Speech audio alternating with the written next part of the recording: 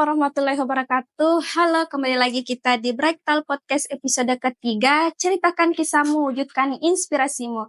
Yang tentunya sangatlah spesial ya teman-teman, karena kita kedatangan salah satu narasumber istimewa kita yang mana dia itu merupakan Duta Museum Sulawesi Selatan sekaligus juga merupakan awardee Bright Scholarship Regional Office Makassar Batch ke-7. Jadi narasumber kita ini adalah Kak Fitri Ratu Bulkis. Jadi boleh Kak langsung diperkenalkan namanya ke teman-teman sekalian. Baik, halo sahabat Bright. Jadi perkenalkan, nama saya Fitri Ratu Bulkis. Nah, kalau di Bright sendiri saya biasa disapa dengan Fitri, tapi karena saya berperan sebagai Duta Museum Sulawesi Selatan, dan di Duta itu saya sering dipanggil dengan Kak Ratu. Unik ya Kak. Iya, Kak. Ini ya, maksudnya karena kebiasaan kami sebelumnya itu memanggil dengan sebutan Fitri, tapi kok langsung berubah jadi Ratu. Iya. Itu ceritanya gimana? Iya, Kak. Jadi saya kalau di luar itu namanya adalah Ratu, entah di komunitas, di Duta, karena itu kalau kata Fitri, nama Fitri itu sudah banyak sekali, Kak. Jadi untuk membuat unik, jadi saya sering dipanggil dengan Kak Ratu. Oke, jadi kita sekarang panggilnya Kak Ratu ya. Oke. Iya, Kak. Oke, saya sebenarnya penasaran ini terkait dengan perjalanannya seorang Kak Ratu ini yang kemudian dinobatkan menjadi seorang winner Duta Museum Sulawesi Selatan. Awal mulanya itu bagaimana? Apakah karena penasaran Kak? Ataukah mungkin dorongan dari orang luar atau itu gimana ceritanya? Nah, jadi sebenarnya saya sudah lama sekali ingin menjadi seorang duta. Itu sudah sejak awal semester 1. Tapi karena saya merasa belum cukup percaya diri sehingga saya belum mendaftar menjadi seorang duta. Nah, seiring berjalannya waktu, kebetulan teman saya mengupload salah satu informasi mengenai pendaftaran duta museum. Nah, iseng untuk mendaftar meskipun belum merasa cukup pantas untuk menjadi seorang duta, tapi dengan keberanian dan tekad. Karena saya begini, saya punya salah satu motivasi, if you never try, you will never know.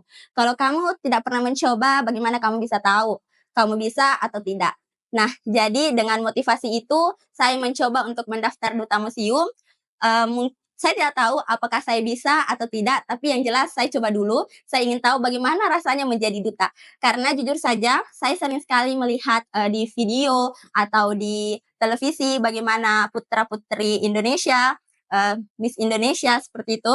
Dan saya sangat tertarik melihat mereka menjawab pertanyaan, bagaimana mereka menjawab pertanyaan dari para juri dengan sangat cerdas dan dengan sangat elegan. Dan karena itu saya ingin mendaftar duta karena saya ingin merasakan bagaimana sensasi ditanya seperti itu. Jadi kalau ini ya, kalau Kak Ratu sendiri coba aja dulu. Iya, coba Nanti aja kan dulu. hasil akhirnya bakal ngikut juga, Iya, gitu kan. betul sekali. Nah, tapi yang jadi pertanyaan saya itu kan ini banyak ya orang yang jadi duta, apalagi kalau anak-anak Bright ada yang duta lingkungan lah, ada yang duta pemuda, pokoknya banyak. Nah, ini sendiri Kak Ratu menjadi duta museum. Duta museum itu sebenarnya apa sih? Dan apa yang membedakan dengan duta-duta yang lain? Benar sekali. Baik, jadi mungkin banyak sekali ya duta-duta di luar sana. Nah, kalau duta museum ini sendiri tugasnya ya seperti kita melestarikan kebudayaan. Kita selalu berada di museum, khususnya Museum Lagaligo yang merupakan museum terbesar yang ada di Sulawesi Selatan. Jadi teman-teman atau turis atau mungkin dari masyarakat luar yang ingin berkunjung ke museum, maka kami sebagai duta museum, sebagai brand ambassador. Jadi kami yang meng, memaparkan atau merepresentasikan untuk melestarikan kebudayaan-kebudayaan kita yang ada di museum. Oh jadi gitu. Jadi nanti kalau misalkan apalagi di Bray gitu kan biasanya banyak sekali program-programnya di Bray kayak kunjungan dan lain-lain sebagainya. Nah, itu berhubungan langsung ya sama yang duta museum? Iya, itu sangat bisa sekali untuk berhubungan dengan duta museum. Oh kayak gitu. Oke, selanjutnya ini sebenarnya apa yang menjadi tantangan terbesarnya Kak Ratu ini semasa menjalani yang namanya seleksi untuk kemudian mendaftarkan dirinya di kedutaan museum ini, gimana ceritanya tuh? Ya, jadi sangat banyak tantangan ya teman-teman selama proses seleksi duta museum, karena yang pertama itu dulu sebelum ini saya sangat demam panggung, saya sangat tidak confident untuk berada di depan kamera, saya sangat masih sering malu untuk bertemu dengan banyak orang. Tapi saya melawan semua rasa takut itu karena ya tadi motivasi pertama, if you never try, you will never know.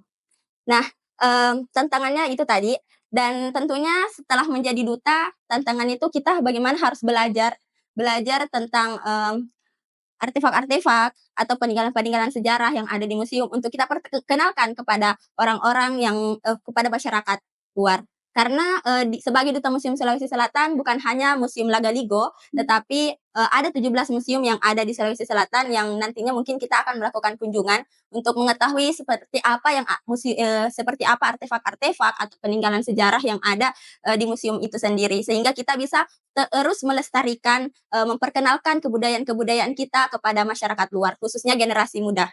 Keren sih menurutku, karena tanpa kita sadari lewat kegiatan-kegiatan itu yang pada akhirnya menambah knowledge ya ke Betul diri. sekali. Nah, selanjutnya nih, Kak Ratu, oh iya, ini sebenarnya saya yang heran karena Kak Ratu ini kalau tidak salah dari ini ya, dari prodi sastra Inggris. Nah, itu kira-kira ada tidak ya keterkaitan antara prodinya dengan, kemudian kedutaan ini di bidang duta museum kayaknya? Sebenarnya siapapun yang bisa mendaftar sebagai duta museum, tetapi saya mendapat privilege sebagai, mahasiswa sastra Inggris karena di Museum Lagaligo tentunya akan banyak sekali turis and, mereka sangat ingin mengeksplor, Museum Lagaligo and currently baru-baru ini saya sudah meng-guide, 2 turis, yang pertama dari England and the second one dari Norway. Jadi itu sangat sebuah privilege yang tentunya saya sangat syukuri menjadi duta museum sekaligus bisa menguasai bahasa Inggris sehingga saya bisa membantu, turis untuk mengeksplor Museum Lagaligo, seperti Jadi itu. banyak sekali kesannya fun fact yang kita dapatkan Betul ya sekali. selama menjadi duta museum. Iya, karena, gini teman-teman, sudah lama sekali saya ingin menjadi tour guide dan saya tidak Iya. pernah iya sudah lama sekali, Kak. Saya selalu berpikir bagaimana caranya untuk menjadi tour guide, kita mau gabung ke agen mana atau kemana seperti itu. Nah, saya tidak pernah berpikir bahwa mendaftar duta museum akan membuat saya menjadi tour guide, bagi orang-orang asing yang berasal dari berbagai belahan dunia. Nah, ketika saya, menjadi, eee, ambassador, saya selalu berpikir, "Kenapa saya? Kenapa saya?" Nah, tetapi ketika saya menjalani, seiring berjalan waktu, sering bertemu teman-teman, sering, meng-guide dan pergi ke museum, saya menjadi sadar bahwa sebenarnya ini yang saya mau, ini yang saya inginkan, dan ini yang impian dan perwujudan dari doa-doa saya sebelumnya. Karena mungkin seperti ini, saya meminta, eee, pelangi, tapi Tuhan memberikan hujan. Keren sekali Iya, sih quotes-nya dari iya, Kak iya, Ratu ini kan. iya, Saya biasa sudah terbiasa sih sebenarnya panggil sahabat saya ini dengan nama Fitri. Jadi kalau mau panggil Ratu itu kesannya agak lain. Jadi ceritanya di podcast ini saya membiasakan diri untuk kemudian memanggil sohibku ini dengan nama Kak Ratu. tapi enggak apa-apa, Iya. enggak apa-apa Kak Eka, karena, begini, saya di sini saya berperan sebagai awardee dan sekaligus saya berperan sebagai duta museum. Keren sekali sih. Oke, Kak Ratu, sebenarnya ini, pada saat menjalani peran sebagai duta museum, kan biasanya nih saya selalu nonton Instastory-nya anak-anak Bright. Iya. Dan kalau saya lihat Instastory-nya Kak Fitri itu kayak panjang sekali. Betulan, betulan. Makanya saya bertanya, ini anak duta memang aktivitasnya itu setiap hari atau kapan Kak itu selalu berkecimpung atau mengikuti kegiatan-kegiatan yang diadakan sama penyelenggaranya atau memang bagaimana itu? Ya, sebenarnya ini tidak setiap hari ya, tapi kecuali ada kunjungan. Nah, beberapa hari yang lalu, jadi ada teman-teman dari English Club yang datang berkunjung ke museum dan mereka menginginkan jika ada anak duta museum yang memandu mereka. Nah, makanya, itu salah satu peran kami, sebagai duta museum. Dan kebetulan, setelah meng-guide teman-teman dari English Club itu, adik-adik SD English Club, nah, kebetulan saya juga bertemu dengan, turis dari England. Itu pertama kalinya saya meng-guide, turis dan jadi bisa dibilang 1 kali berjalan 2 pulau terlampaui begitu. Bagaimana perasaannya itu, Kak Ratu? Sangat senang sekali karena, saya sebelum berangkat untuk Iya. pertama kalinya karena kan ceritanya waktu itu, mau meng-guide adik-adik, Oh, iya. dan setelah selesai mereka dari English Club dan biasanya itu, saya meng-guide pakai bahasa Indonesia. Nah, karena mereka dari English Club jadi harus di-mix, bahasa Indonesia dan bahasa Inggris. Nah, saya berpikir bilang, "Oh ini, adalah trial supaya mereka bisa supaya nanti saya bisa belajar bagaimana meng-guide turis." Nah, ketika setelah saya menggait adik-adik tiba-tiba turis datang. Maksud saya begini, apa yang saya pikirkan tentang turis itu tadi hanya ada di pikiran saya dan saya tidak menyangka jika itu bisa benar-benar terjadi. Jadi saya sangat merasa senang Tapi ada dan bersyukur. tidak dari perannya sekarang Kak Fitri lagi karena Aman-aman. ada tidak dari perannya sekarang itu berkaitan sama target-target ke depannya dari Kak Ratu ini sendiri? Ya, tentunya ada banyak sekali ya, Kak. Menurut saya sejauh ini, sebagai duta museum sangat memberikan efek kepada saya, bagaimana saya bersikap, bagaimana saya berpenampilan, bagaimana saya mimpi-mimpi saya ke depan untuk, semakin, melestarikan budaya, sebagaimana untuk bertemu dengan banyak orang, banyak koneksi, menciptakan relasi, untuk nantinya saya percaya bahwa, hidup ini adalah kepingan puzzle di mana, ketika kita mengalami sesuatu kejadian, puzzle itu akan menuntun kita ke puzzle-puzzle berikutnya untuk menciptakan suatu puzzle yang sangat indah. Jadi saya percaya itu. Tapi iya sih terbukti sekali Kak Ratu, karena itu kan tadi sempat Kak Ratu bahas terkait dengan penampilan. Saya melihat sekali perbandingan antara Kak Ratu ini sebelum menjadi seorang duta dan setelah menjadi duta karena penampilannya itu sangat berubah. Yang kemarin mungkin tampak biasa saja, bisa dibilang ya sekarang langsung shining. Iya betulan. Cuma ini sih, apakah ada keterlibatannya antara Bray, kemudian, Kak Ratu ini mendaftarkan menjadi seorang duta museum atau bagaimana? Tentu sekali. Iya. Ada ya teman-teman Bright itu sangat berperan sekali dalam, proses saya mendaftar sebagai duta, bahkan sampai sekarang saya menjadi duta. Karena dorongan dari teman-teman Bright ini yang membuat saya, percaya diri untuk tampil dan, melanjutkan kompetisi ini. Yang awalnya sebagai sesuatu yang sangat menakutkan untuk saya, tapi dorongan dari teman-teman yang membuat, "Pasti kamu bisa kamu bisa kamu bisa, coba aja dulu." Jadi teman-teman, di Bright itu, awardee-nya sangat suportif, sangat, positive vibes kalau kita bilang, positive vibes. Mereka sangat mendukung kita bagaimana kita bisa, meng-upgrade diri kita menjadi lebih baik. Jadi itu mereka sangat berperan sih. Jadi ceritanya ini semasa seleksi kemarin Kak Ratu juga ini pernah mengalami rasa takut ya seperti Tentu itu dan sekali. juga kan biasanya kalau memang kayak kompetisi apa sebagainya kita biasa sering mengalami kayak fase up and down. Nah, Iya. bagaimana Kak Fitri ini mem-push dirinya bahwa ternyata saya sebenarnya bisa. Gimana itu? Iya, seperti ini, mungkin karena dorongan yang pertama tadi, motivasi pertama bahwa saya sangat ingin menjadi duta. Saya sangat ingin karena, sudah lama sekali kan saya menjadi duta, kebetulan ini ada pendaftaran duta museum dan saya sering ke museum, meskipun sebenarnya fun fact-nya saya untuk pertama kalinya saya masuk ke Museum Lagaliga itu, saat mendaftar sebagai duta. Jadi sebelumnya itu saya hanya berada di luarnya karena kan kebetulan saya bergabung pada, organisasi Zikizi dan di situ kami sering belajar bahasa Inggris di Benteng, tapi, hanya di luarannya saja. Jadi saya tidak pernah masuk ke Museum Lagaligo. Nah, pertama kalinya itu masuk, di saat, pendaftaran duta museum kan. Nah, jadi itu ada banyak sekali ketakutan, tapi saya mencoba untuk, mematahkan segala ketakutan-ketakutan itu dengan semangat yang pertama karena dengan semangat keinginan yang begitu besar untuk menjadi duta museum karena saya bilang, "Kalau bukan sekarang kapan lagi? If not now when?" Iya iya. Ya gitu. Terus kalau yang kedua dari motivasi dari teman-teman yang sangat mendukung, "Ya udah daftar aja, coba aja kalau kamu nggak akan tahu kalau nggak pernah coba," gitu. Dan semua hal-hal itu mendorong saya untuk berani, mendaftar dan melanjutkan proses seleksi dan siapa sangka jika, dari kegabutan itu, keberanian-keberanian dan ketakutan-ketakutan melawan ketakutan-ketakutan untuk melakukan, sesuatu yang sangat jauh dari zona nyaman saya begitu. Dan ini sangat mengubah diri saya. Betul. Betul. Karena kalau dibilang rasa takut ya saya pernah juga membaca quotes seperti ini bahwa ketakutan itu sebenarnya tidak akan terjadi karena ketakutan itu hanya bukti nyata yang tampak akan bukti nyata yang tampak palsu begitu. Jadi selama kita bisa mengendalikan diri kita ya kenapa tidak ya untuk Iya, coba. betul sekali. Oke, Kak Ratu, kan sekarang itu kita bisa dibilang ya kita sama-sama awardee BRAI. Nah, bagaimana, kemudian ini BRAI, bagaimana sebenarnya, posisinya BRAI terhadap perkembangannya Ratu, sampai ternyata Ratu itu bisa juga seperti sekarang ini. Bagaimana perannya BRAI ini? terhadap Ratu sendiri? Tentunya Bright sangat berperan sekali dalam hidup saya. Bagaimana saya dulu yang sangat penakut, yang sangat tidak percaya diri, yang mungkin bagaimana saya bicara sekarang berdiri di depan, berada di depan kamera untuk membagikan cerita-cerita saya tidak akan seperti ini jika bukan karena Bright.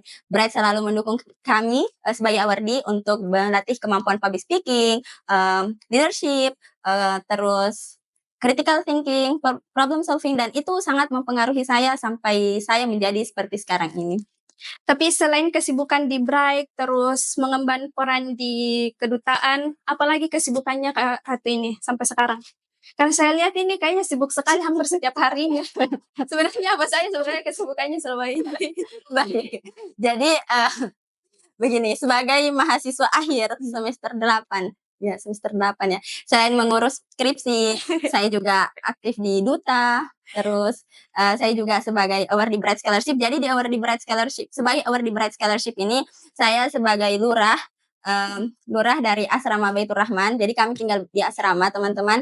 Nah, selain sebagai lurah, saya juga sebagai koordinator bidang program.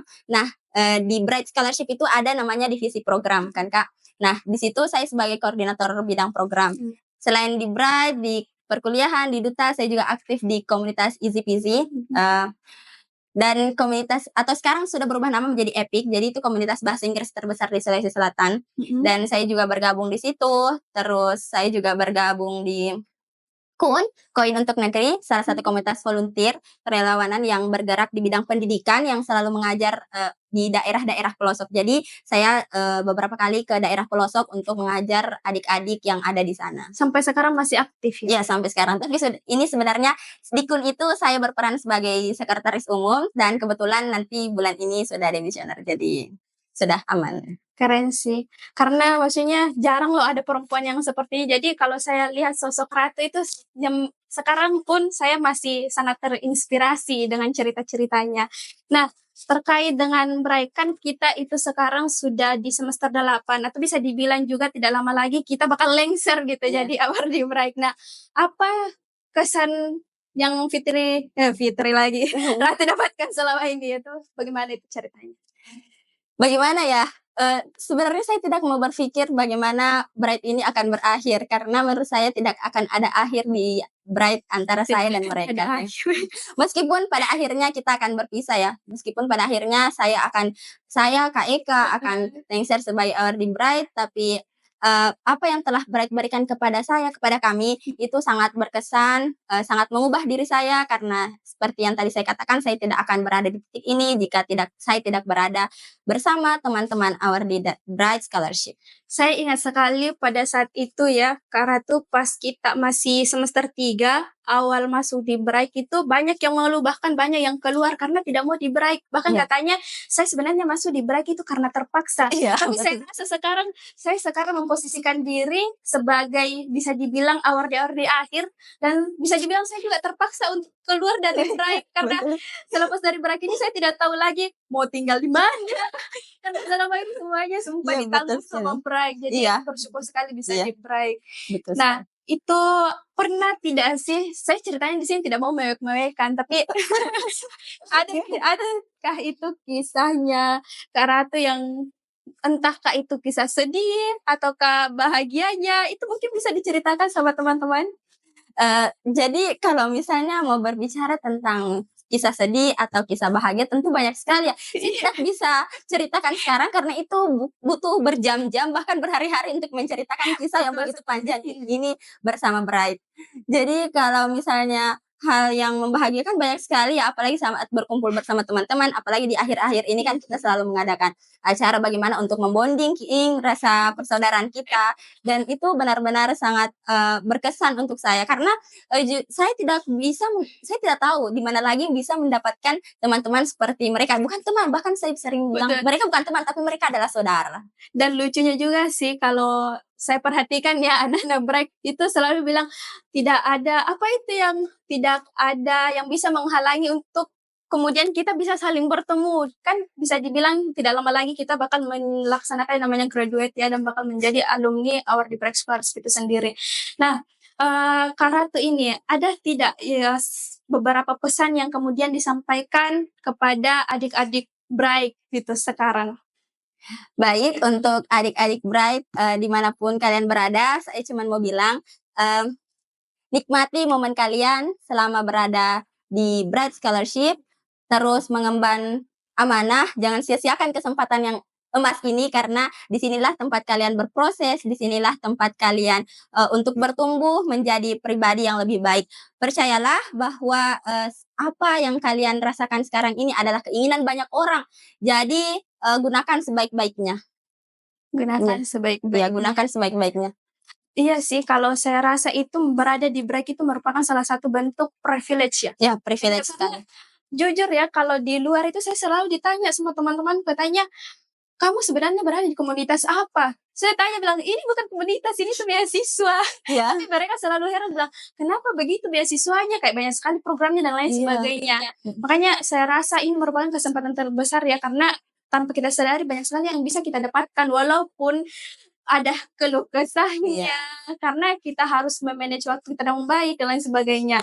Kalau Kak Fitri sendiri, bagaimana caranya, Kak Fitri, Kak Ratu ini kemudian me-manage waktunya selama di Bright? Apalagi tadi sudah jadi, sekretaris ya di komunitas KUN, kemudian gabung juga di English Club, terus menjabat, memposisikan diri sebagai lurah, terus sekarang juga di museum. Nah, itu bagaimana caranya untuk me-manage waktunya itu?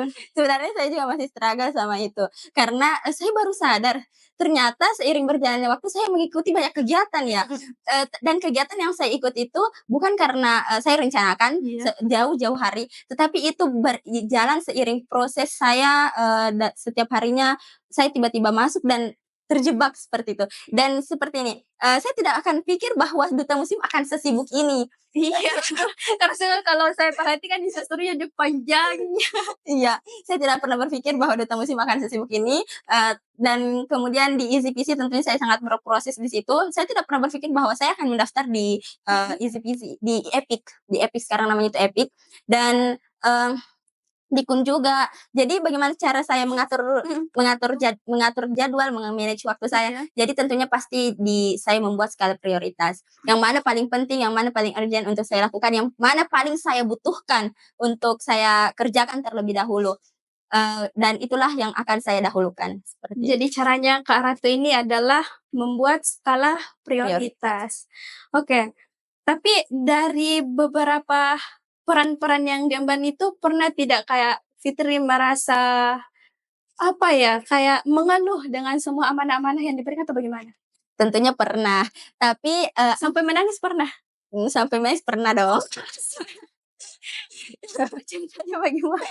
Tentunya sampai nangis pernah karena kan, kalau misalnya sudah banyak sekali kan, sudah banyak sekali yang harus dipikirkan, program harus terjalankan, bagaimana surat-surat harus tetap tetap dijalani, Mhm. terus museum, tapi saya selalu, menikmati setiap momen itu. Begini, keluhan itu, masalah-masalah itu hanya bumbu-bumbu dalam kehidupan, pasti ada susah senang dalam hidup, tapi seperti yang sering kita tahu bahwa inna ma'al usri yusra, inna ma'al usri yusra. Bersama kesulitan ada kemudahan. Jadi, saya selalu percaya bahwa, itu mungkin sulit, tapi kalau kerjakan saja satu-satu, nanti pada akhirnya akan selesai. Karena lebih baik aja satu-satu, mungkin sedikit, progresnya mungkin sedikit, tapi, kalau misalnya kita, rutin untuk mengerjakannya, pasti itu akan selesai dengan sendirinya. Jadi, jangan pikir it's too much, kayak ya let it flow. Maksud saya kayak nikmati saja Nikmati prosesnya, saja prosesnya. nikmati prosesnya karena, kita tidak akan selamanya jadi seperti itu.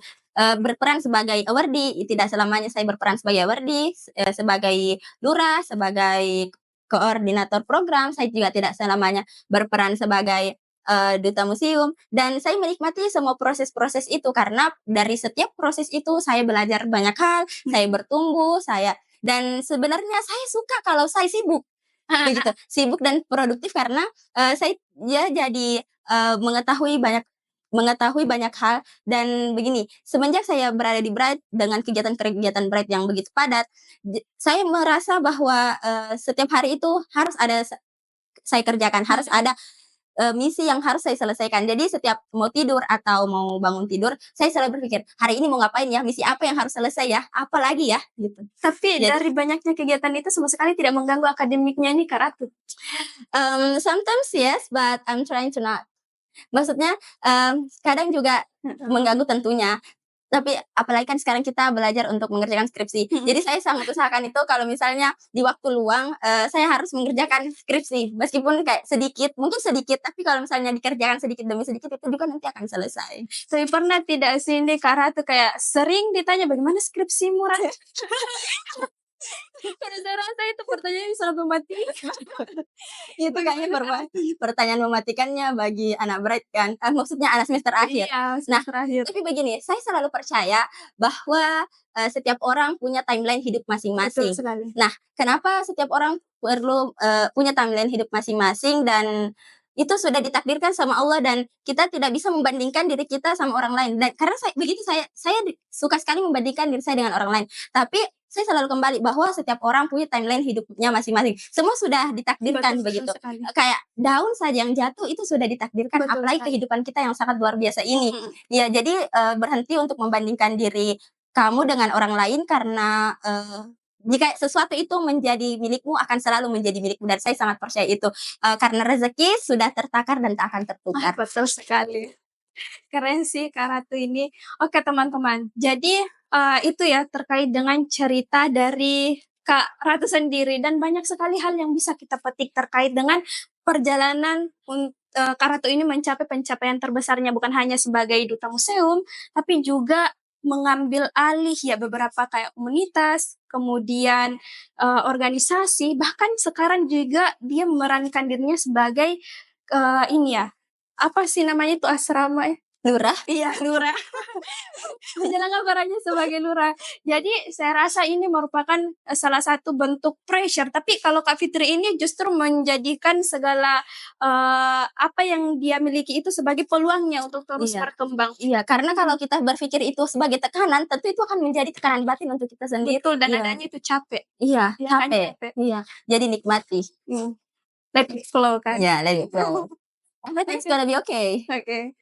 Jadi banyak sekali yang bisa kita dapatkan dari cerita inspirasinya Kak Ratu ini, salah satunya bahwa sebenarnya semuanya itu sudah diatur, tinggal kitanya sendiri yang harus memanfaatkan kesempatan itu seperti apa. Iya, betul sekali, Kak. Oke, satu closing statement dari Kak Ratu itu untuk teman-teman mungkin yang menonton podcast kita hari ini apa kira-kira Kak Ratu? Oke, mungkin, saya kembali tegaskan karena saya ingin berbagi motivasi kepada para pendengar, saya berharap bahwa motivasi ini bukan hanya untuk saya, tetapi untuk teman-teman semua. Saya selalu percaya bahwa if you never try, you will never know. Bangun dan lakukan perubahan sekarang atau tidak sama sekali. Oke teman-teman, jadi itulah podcast kita pada hari ini dan tentunya banyak sekali kisah inspiratif yang bisa dipetik dari cerita Kak Ratu ini sendiri. Mulai dari pengalamannya seperti apa, terus tadi banyak sekali quotes-quotes yang disampaikan. Dan saya harap sekali semoga untuk podcast kali ini itu bisa menjadi pembelajaran bagi diri saya dan juga teman-teman yang menonton podcast pada hari ini. Jadi itulah podcast kita. See you in the next video. Wassalamualaikum warahmatullahi wabarakatuh.